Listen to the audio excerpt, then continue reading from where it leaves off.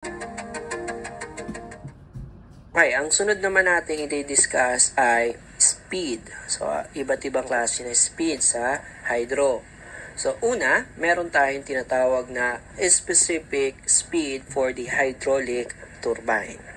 Ang specific speed na formula natin na ito ay empirical. So, hindi natin magagamit yung unit analysis. So, tandaan ang formula na ito. So, specific speed equals speed, square root of power ng turbine. Take note, ang nasa loob ay power ng turbine divided by the number of turbines.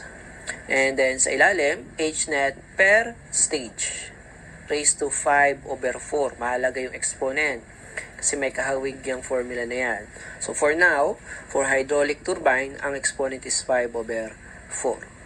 So ito yung ating representation. Number of turbines, number of stages, and since empirical yan, mahalaga ang unit. Kaya ang unit ng revolution ng speed is RPM. And then may dalawang senaryo ang specific speed. So pwede natin ganito gawin. Hindi natin agad malalaman kung manufacturer ay English o SI unit. So ang gagawin natin, assume muna natin English units. Pag hindi lumabas or hindi makatotohanan yung lumalabas, saka natin gagamitin ang SI units. So kaya be familiar dun sa units sa empirical. So kapag English unit, ang power ng turbine dapat naka-horsepower. Ang head dapat naka-feet. Then kapag SI naman, ang power dapat naka-kilowatts. At ang head ay dapat naka-meters. So yun yung ating specific speed. Then, meron rin tayong tinatawag na synchronous speed or yung generator speed. Kaya ang formula niyan is 120 ng frequency over the number of poles. So, F is the frequency, P is the number of poles. Kailangan even number yan. And N, RPM ang unit. Ang F, ang unit ay Hertz. Yun yung ating generator speed. And meron rin tayong tinatawag na peripheral coefficient or tinatawag din siyang peripheral speed ratio or tinatawag rin siyang bucket nozzle speed ratio. Okay, so from the word itself, peripheral speed ratio, ratio yan ng speed. So, ito yung formula natin. So, we have the peripheral velocity divided by the jet velocity. Ang peripheral velocity natin, same yun sa tangential velocity nung ating turbine. So, to solve for the tangential velocity, that is pi dn. At ang jet velocity, alam na natin yan, square root of 2gh net. Huwag na natin ilagay yung ating coefficient of velocity. Kung meron man, saka natin lalagay. Then, now, ang ating peripheral coefficient or peripheral speed ratio, pwede natin ito yung tandaan na formula. Anyway, mahalaga naman yung pinagmulay niya, peripheral over the jet velocity. Problem number 11. A generator is connected to a turbine operating under the sign head of 3,000 feet. With a flow of 82 cubic feet per second. Assuming that the specific speed and efficiency to be 3 RPM and 84% respectively, compute the number of poles in the 60 Hz generator.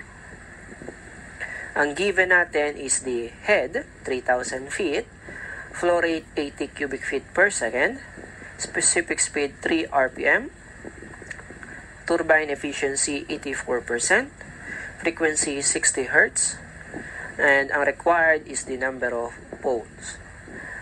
And by the way, pag hindi binanggit yung frequency, ang default natin ay 60 Hz.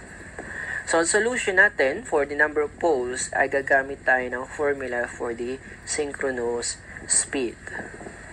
And dun sa synchronous speed natin, doon natin makuha nga yung number of poles, pero wala pa tayong synchronous speed mismo.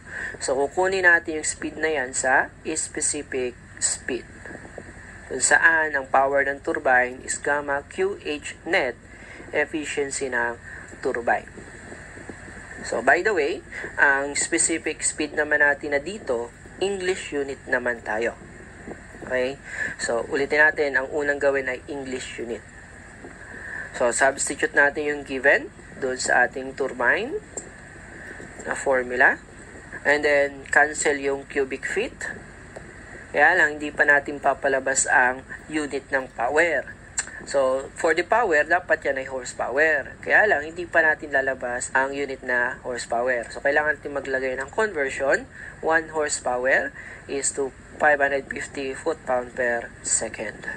So, cancel dyan ang pound, cancel dyan ang foot, cancel dyan ang second, lalabas ang unit na horsepower. So, power ng turbine now is 22,872.44 horsepower. So, kung nakuha na natin yan, substitute na natin dito sa ating specific speed formula. Direkta na. Okay, by applying yung synchronous speed natin na ito. Isa-substitute na natin dito sa ating specific speed. Kaya makikita natin, specific speed 3. Yung speed natin naging 120 times yung frequency na 60. And yung number of poles, square root of the power. Walang binanggit na number of turbines, so 1 yan, matek. Ang H natin is 3,000, walang head loss. Ang number of stage, walang binanggit, so 1 din yan. Raised to 5 over 4. So, lalabas ang number of pole, 16.35. Wala tayong ganyang bilang. So, answer natin is 16 poles. So, hindi natin i-round up. Ang gagawin natin, ibababa pa natin. Kaya para mataas yung power. Problem number 12. A hydroelectric impulse turbine is directly coupled to a 24-pole 60 Hz alternator. If the specific speed of 54 RPM based on US customary unit and develops 2,500 horsepower, what is the required diameter, assuming that the peripheral speed ratio is 0.5? Given are the number of poles, 24, frequency 60 Hz, specific speed 54 RPM, power 2,500 horsepower, peripheral speed ratio of 0.5. Ang hinahanap dito ay yung diameter ng turbine. Ay the formula, syempre, since binigay ang peripheral speed ratio, doon rin natin makuha yung diameter. This is the formula. So, wherein, ang N natin, the alternator generator speed is 120 frequency over the number of poles. Kunin natin ang speed muna. Substitute natin yung given. Makukuha natin yung speed of 300 RPM. So, okay na yung speed. And then, ang kulang na lang natin dito sa formula is yung H net. Ay hindi natin makuha ang H net sa power gamma QH kasi walang binigay na flow rate. So, pwede natin makuha ang H net. Again, binigyan tayo ng specific speed. Try natin i-define ang specific speed. Then, doon natin makikita yung H net natin. So, substitute na natin. Ay, by the way, ang specific speed natin, empirical yan, English unit tayo. So, lalabas ang HNet 90.15 feet. And, nakuha na natin ang kulang sa formula. Substitute na natin dito sa ating working equation. And, take note yung mga unit. Kasi ang peripheral speed ratio is velocity over velocity originally. So, dapat same ang unit.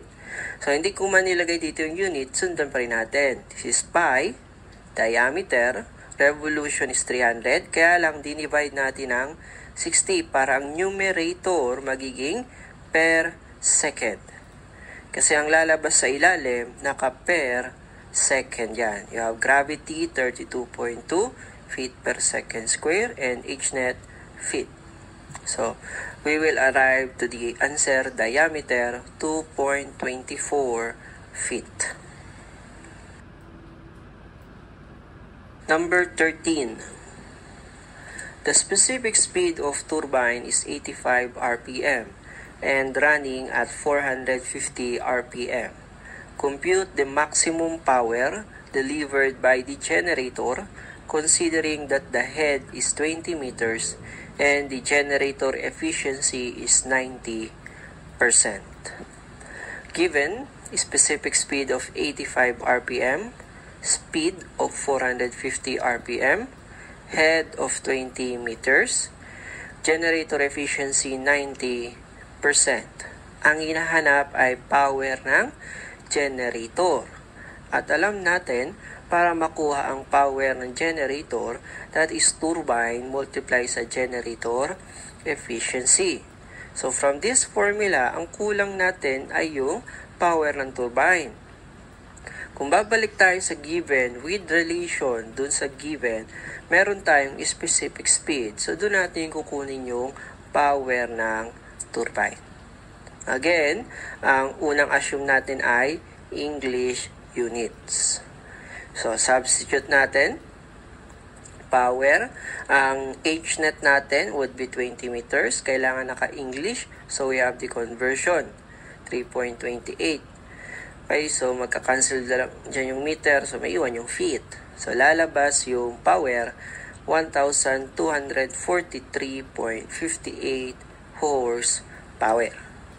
Yan yung power ng turbine. So once na nakuha na natin yung power ng turbine, we will arrive to our answer. Now, power generated 1,119.22 horsepower. And kung gusto natin i-convert sa kilowatts, dahil ang given natin ay naka-SI, so if we convert, that would be 834.94 kilowatts.